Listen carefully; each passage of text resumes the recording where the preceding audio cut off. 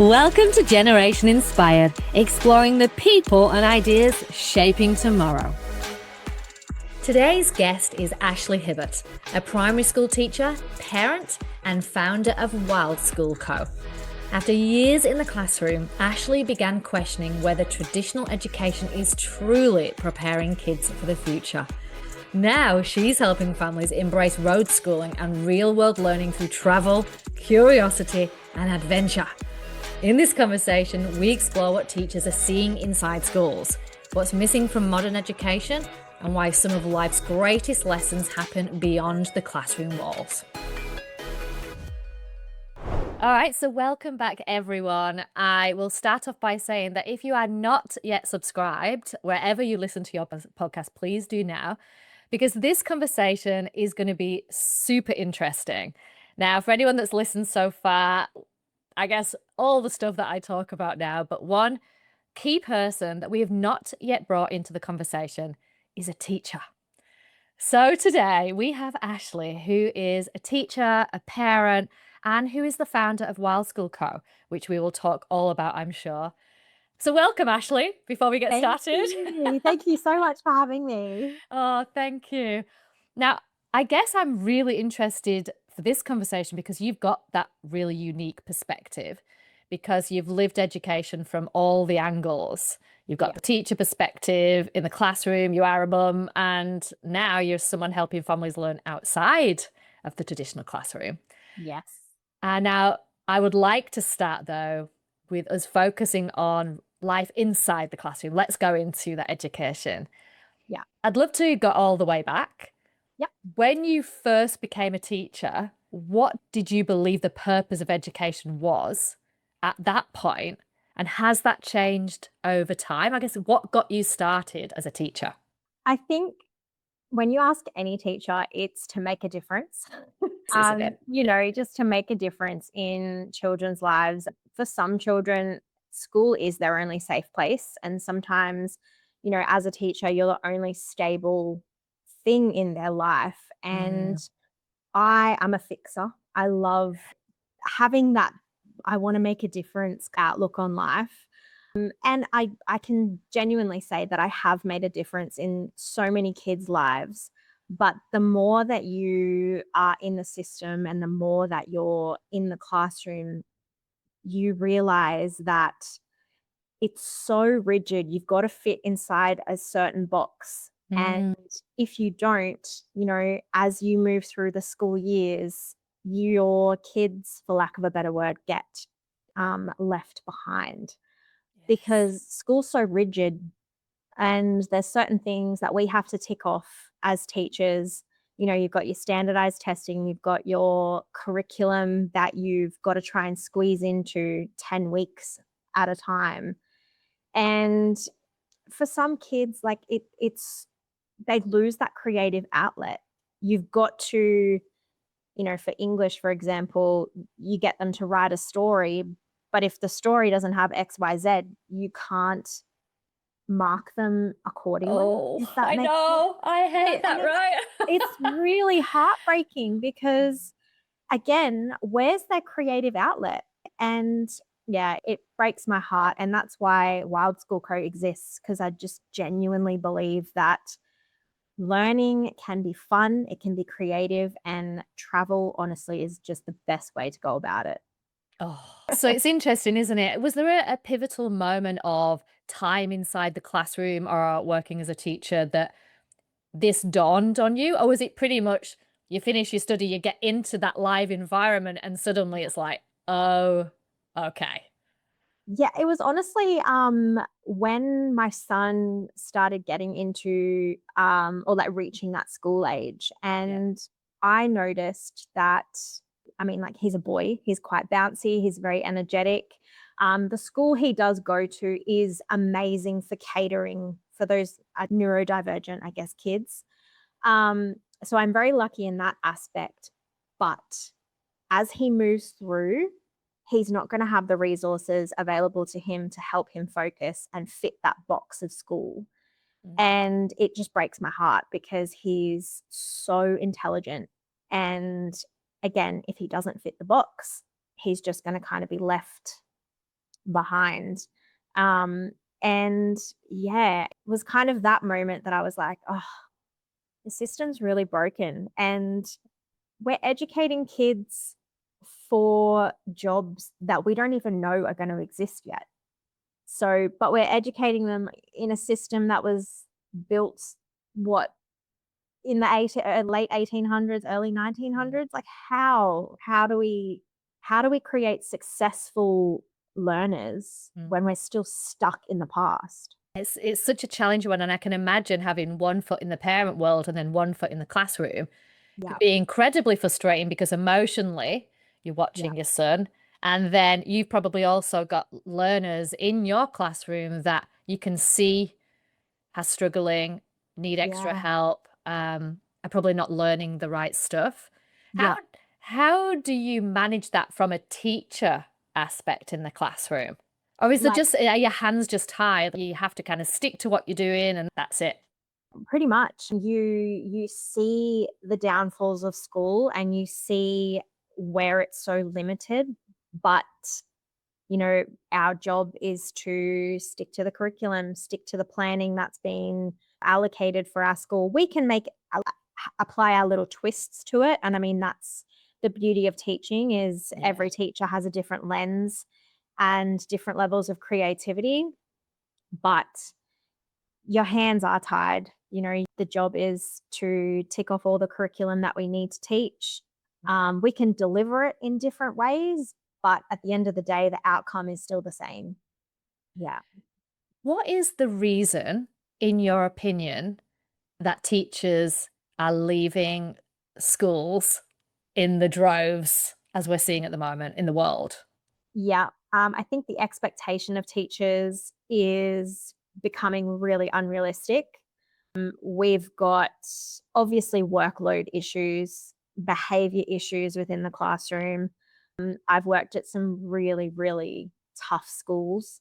Um, and you've got to have a really strong backbone, essentially. But we don't rock up to work every day to, I guess, be at risk of there's psychological violence, there's physical violence. And I think kids these days, screens are a huge problem. Yeah.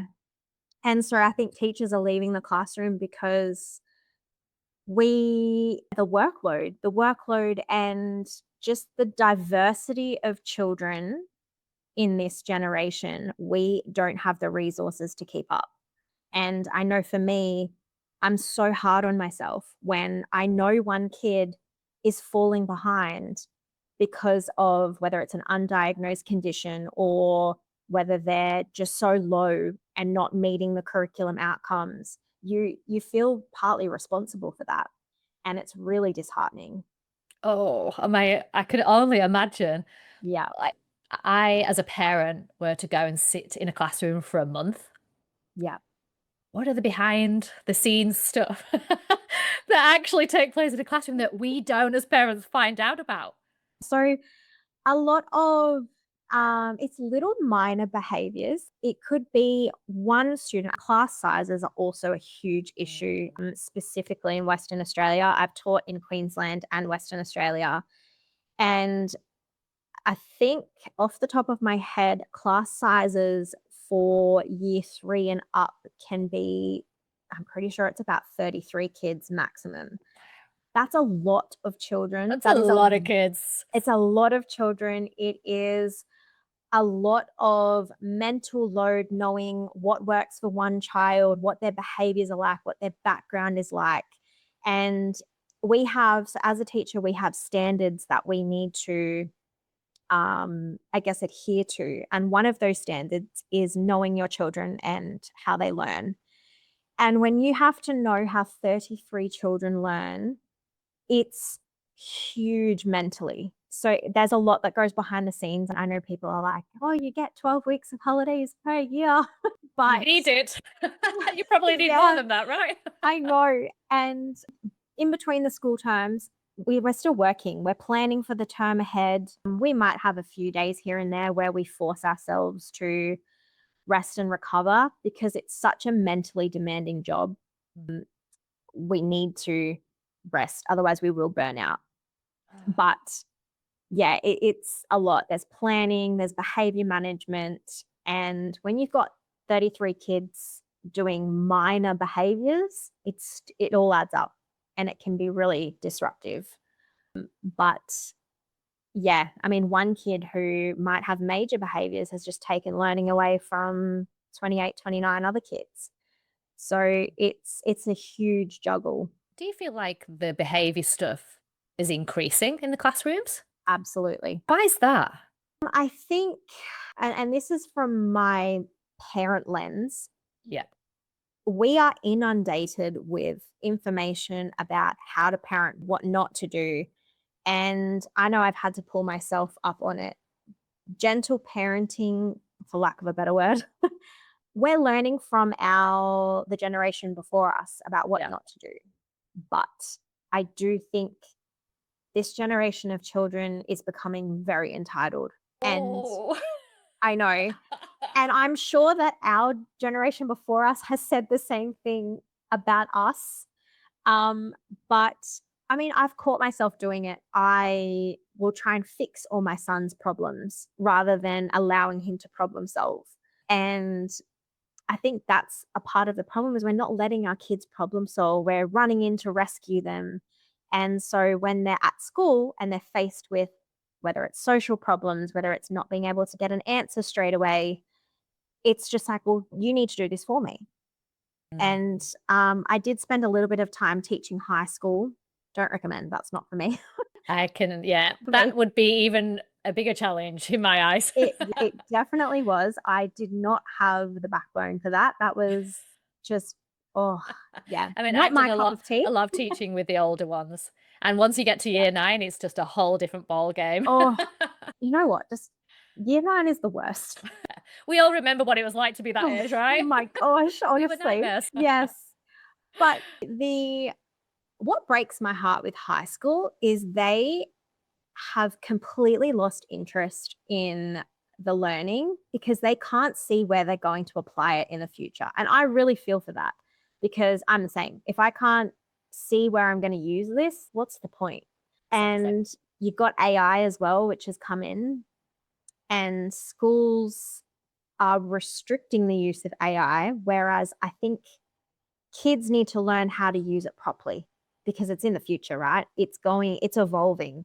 So if we're prohibiting them from using AI, how are we teaching them for the future? Yes. You know? Oh, so it's silly, isn't it? It's almost that a lot of what we learn in schools is completely counterintuitive by what we're actually seeing in the real world and around us. Yeah. Interesting, just a question here, and this is just what I've seen as being a mum. I now have a 13-year-old and I've got a 10-year-old.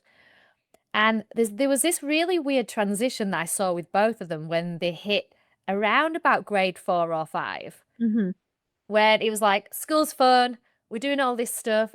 And then there was a turning point of a spike in anxiety, stress, little bit of not wanting to go to school at that point. What is it? And is that common, or is that just me that goes through that? No, it's absolutely common. So I know from the jump from year 4 to year 5, there's a huge jump in curriculum expectations. Forget the creative thinking, forget the critical thinking. NAPLAN is really pushed with these year 5 kids just from personal experience. They're also prepubescent as well. There is that, isn't there? Yes. Yeah.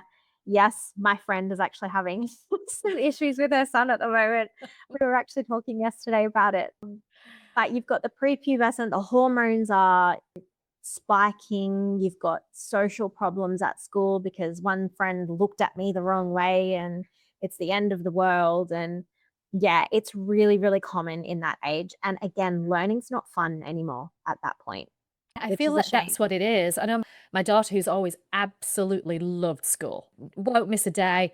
This year, suddenly, every morning, like, oh God, this is a nightmare. I've got to go to school. And it's so sad to watch because I'm seeing that little creative light that she's so creative anyway, but it's starting to dim. And she now looks at learning a little bit different.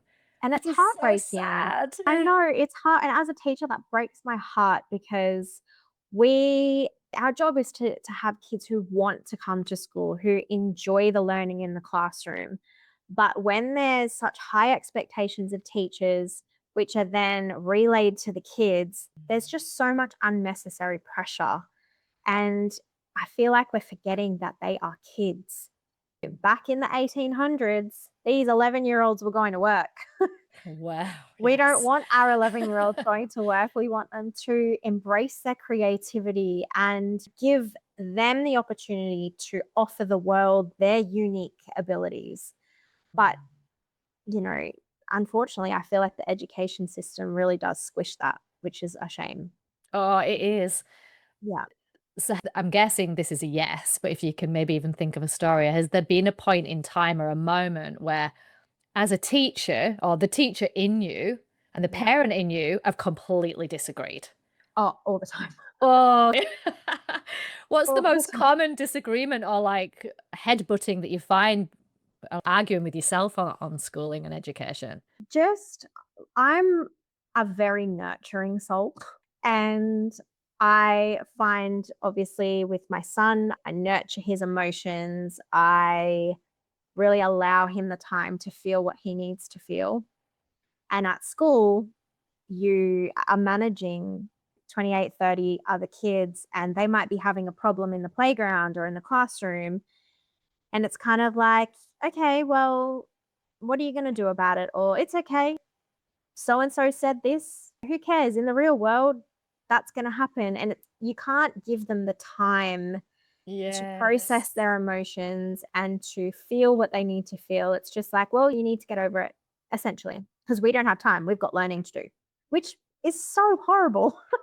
And it kind of causes so many problems as an adult, as we would know, pushing the emotions aside and Absolutely. not Yes. not teaching emotional intelligence in school for me is like crazy. I think that every kid should Yeah. learn how to deal with Yeah. emotion and I will say my son's school is amazing for that. They have a program for like emotional resilience. And I do think more schools need to make that a priority yes. because I think I saw something on Instagram the other day and it was like, why do we not teach emotional intelligence, money, interest rates, and things like that? But we're teaching algebra. And I mean, I didn't know anything about interest rates until I had a mortgage. And it's too late Oh by that God, point. right? Like, yeah, I mean, Yeah. me and my husband are crazy on that. We teach them finance all day long. We're constantly teaching them stuff. Um, I'd love to know if you could take school and change like, the top 3 to 5 things about it, because I know that this list might go on a long time. Yeah. What are the key changes that need to be made to schooling from your point of view as a teacher? I think reducing the days is one. I don't think that children need to go to school for 5 days a week. I think it's exhausting. We're treating them like it's a 5-day work week and they're kids. I think play based learning needs to continue on through all of primary school rather than stopping at grade 2. Oh, the third one. And probably the emotional intelligence and resilience needs to be a massive Mm, priority. Yeah. oh, definitely. It's probably my 3 main things. And there's a massive list, but Thoughts on grades, grading and ah, tests and it's it's just really disheartening. It's the start of where kids compare themselves to others and compare themselves to these expectations that essentially are not going to define the rest of their life. I mean, I know so many people that failed high school, and they're some of the most successful business owners that I know. And I think it starts so young in their teenage years, even in their late primary school years, where they've got a grade, they haven't done as well as what they thought, they're so down on themselves, and they either do one of 2 things. They get back up and they try again, or that's it, school's not for me, I'm just not going to try anymore. I know, I wonder when that tipping point is because I've seen that this last week and it's devastating. Yeah. My son has a project at the moment and he loves it. And Yeah. he's giving it 100%. You can see that he's in his creative element, but he has certain learning issues. So even though he's put his absolute heart and soul in it, he came back and he was like, I got an average. And he was devastated. And I was thinking, Devastated. oh, wow. It's such a shame because next time he probably won't try as hard, right? Because he just Yeah. automatically expects that type of a grade. Yeah. And I mean, myself and my husband do everything we can to go like, look, Of grading doesn't course. matter. Look at your work ethic, look at your passion. I know, as long as you got A for effort, that's what my mum used to say to me. But at the end of the Oh, day, you're like, I did try my hardest, but I still only got 58%. It's still disheartening. And we do it as adults. We put our heart and soul into something and then it doesn't get the result that we want. But the difference is we're adults and we're able to handle that kind of backlash, I guess. yeah. But like project learning, where did that go? I know. Why are we not integrating that more into schools? Mm. Because that's again a creative outlet and no kid's project is going to be the same. And that's the beauty of it. So, your journey from being a teacher has taken a completely different turn, hasn't it? Although you are still in the classroom a day a week. A day a week. Yeah. Tell us about that. So I was on maternity leave and I've always had this pull. I just knew that I was made for more um, with my teaching because I genuinely love it. It is such a passion of mine. But the longer I'm in the classroom, the more I feel like even my creative elements that I bring to school are just not doing the job that they need to do to meet the expectations that the curriculum sets us. And being on maternity leave, I had a little bit of extra time. And I was speaking to my sister in law because she's got a few businesses, and I kind of ran this idea by her, and she was like, traveling families need something like this Mm. because like homeschooling is incredibly overwhelming. It's worksheet heavy. They need something that they can just pick up and go, sweet, we're going to do this today. No worksheets, using their travel and their real life experiences as the curriculum, as the learning. And as a teacher, I've seen kids who've gone off for months traveling, come back, and oh my goodness, the things that they can share and what they've learnt throughout that time, you can't learn in the classroom because, again, a classroom is just so rigid, it's so limited. So that's where Wild School Co was born, essentially. It's Oh, just amazing. so passion, such a massive passion of mine. And I've loved building it every step of the way. I remember when I first came across the term world schooling, and Yeah. then started to go down a rabbit hole on all of these families that will go and just travel and learn as they go. And I feel Yeah, like it's a growing movement, isn't it? absolutely. We were in Bali at the start of April, and I mean, my son is quite intelligent anyway, but watching him interact with the locals, work out the different currencies, like, oh, okay, so, this is 10,000 rupiah. So that means that's $1 in Australian. And he's 6. Oh, wow. And you can't teach that in schools because it's not the environment for them to retain that. Yeah. Schools are very rote learning, whereas learning world schooling, I guess, is through real life experiences. Those experiences are going to stick, Mm. and that's what they're going to remember. Yeah. Oh, absolutely. Yeah. I mean, I took my kids out of school last year and went to Bali as well, and going again actually next week for a few weeks, Amazing. which is Oh, had good. the best time. And, as a parent, I really see the benefit of being on the road. Yeah. Number one, actually having connection. It's the time where we actually spend really good quality time together. Yes. We're all having these new experiences together. And as a parent, it is our opportunity to teach as we go, which Yeah. I love. Absolutely. And I've actually noticed and realized a lot of my children's strengths from being in a travel setting learning, which I would have never even discovered during Yeah. school. Is that kind of what you see as well?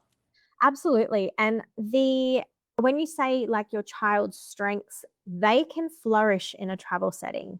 Whereas in a classroom setting, they're more than likely going to be minimized or shrunk down because it doesn't fit the box. Oh, that's great. You can do that, but we have to do this now.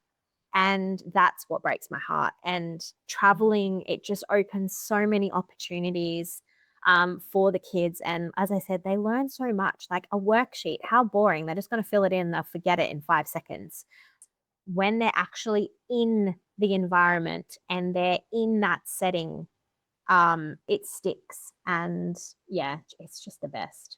What do you say to the family who would love to go traveling and do this, but worry, oh my goodness, academically, my child might slip Behind what? behind what school expects? Exactly. Exactly right. Behind what school expects. Behind what?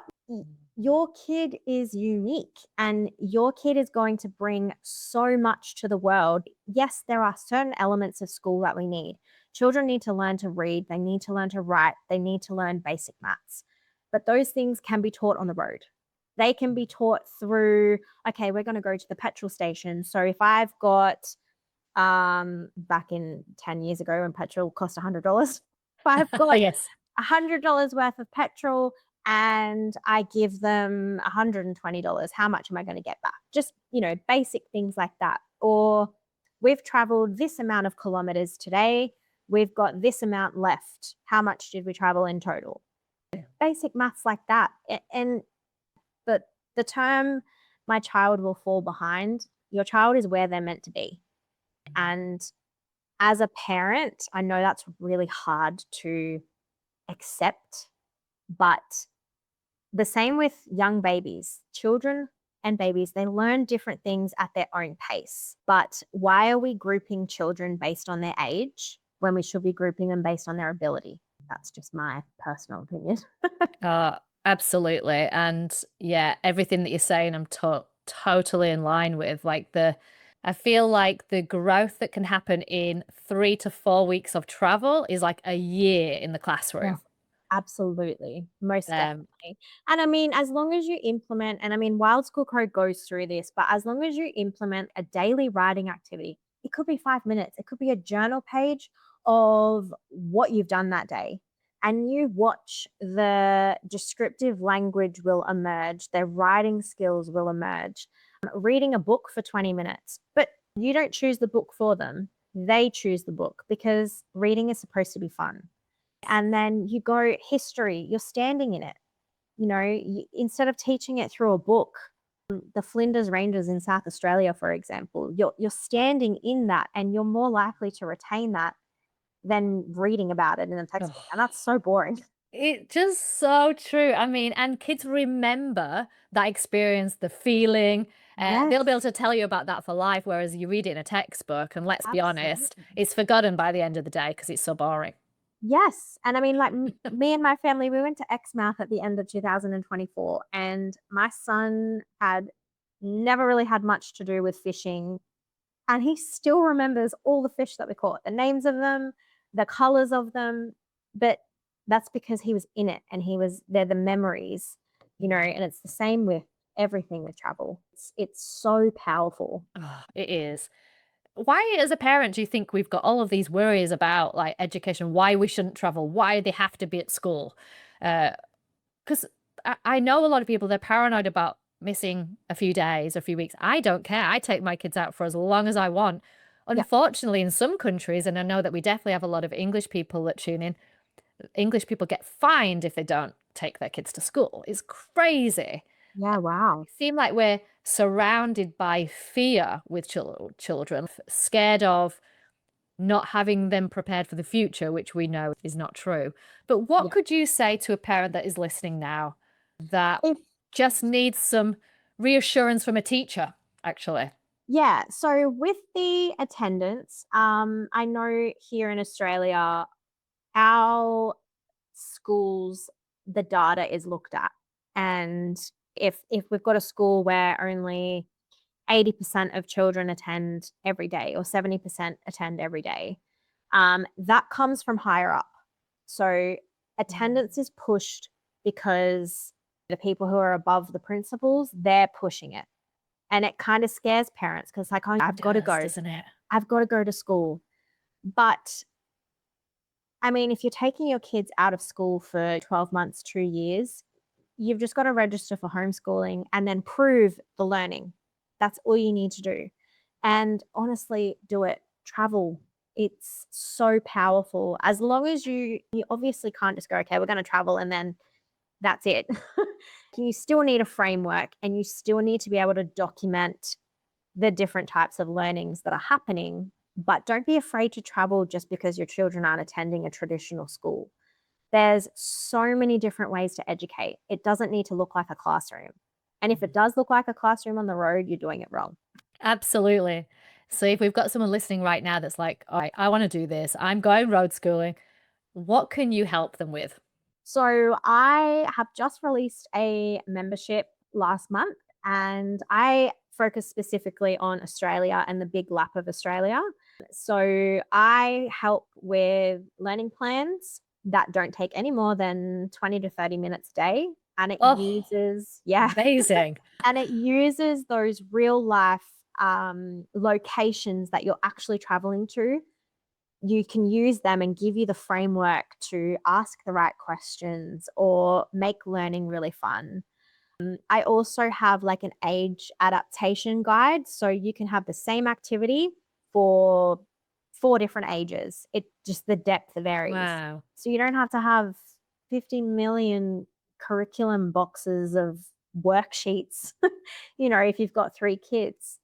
And then I also have a community of like minded families who are doing the same thing. They can share their ideas, they have a direct line to me so I can guide them as well. And it's honestly something really, really special. So I'm really proud of it. And Ah, I yeah, mean, that makes me want to jump into the car and start traveling around Australia, honestly, because it feels like you've taken out the worry for a parent. And I think yeah, there's a lot of people listening that would be super interested. And obviously, if you're listening and you're considering doing this, like I will put all of Ashley's details anyway in the show notes. So definitely go and check them out. Oh, thanks. wow. So, from all of your experience, oh, actually, no, before I go there, what does the future look like for you? Because you are still in the classroom, you've got your mum hat still on, now you've got Yes. your business. What does it look like? What's the grand vision? The grand vision is Wild School Co. is my full time gig. I want to give it everything I have. I am so incredibly passionate about it, in case you can't hear in my voice. I'm really passionate about it. And I think it's the evolution that schooling on the road needs. It doesn't need to be complicated. And I want to be able to reassure parents who are traveling that learning can be fun, it can be simple, and it can be stress free. I mean, my motto is road school simply. Uh, So, and I would love to have that as my full time gig and get on the road myself. And that's been a dream of mine for a really long time. So, yes, I feel like you're definitely going to have to do that, right? absolutely. I mean, travel, we do part time stints when we can, but I mean, full time travel would be just incredible. Oh, absolutely. Yeah. Thank you so much, Ashley. This has been such an interesting conversation. Is there Thank anything else that you feel you need to say while you've got this platform to whether you're speaking to young people, parents, other teachers out there? Just don't think that your kids are falling behind because there's certain expectations that the curriculum has. And while some of them are amazing and we do need to push for it, like reading, writing, simple maths, your children are so unique and we don't want them to conform. We want them to embrace their unique qualities and bring that into the world because if we're all the same, how boring. And if you want to travel, do it. There's honestly so many endless opportunities for learning on the road, and it doesn't have to be stressful. Yeah, absolutely. I back you again for the 10th time. I've said it. Travel been incredible for our family. And yeah, I'm excited to follow your journey moving forward as well. And I'll share your Instagram and everything so people can jump on and have a look. Keep Yeah. making a difference because even though the difference that you wanted to create was just in school, and you've managed to push that passion into something that is going to be equally as important and changing the world. So Absolutely. Well, thank keep you doing so it. much. Thank you. No worries. Thank you so much. So for everyone tuning in, yes, head to the show notes. That's been a really cool conversation. If there's parents out there that are road schooling, get in touch as well. We'd love to hear from you. Thanks again. We'll see you next time. Until next time, keep thinking bigger about what's possible. I'm Liz Volpe. See you on the next episode of Generation Inspired. Follow the podcast so you don't miss what's coming next.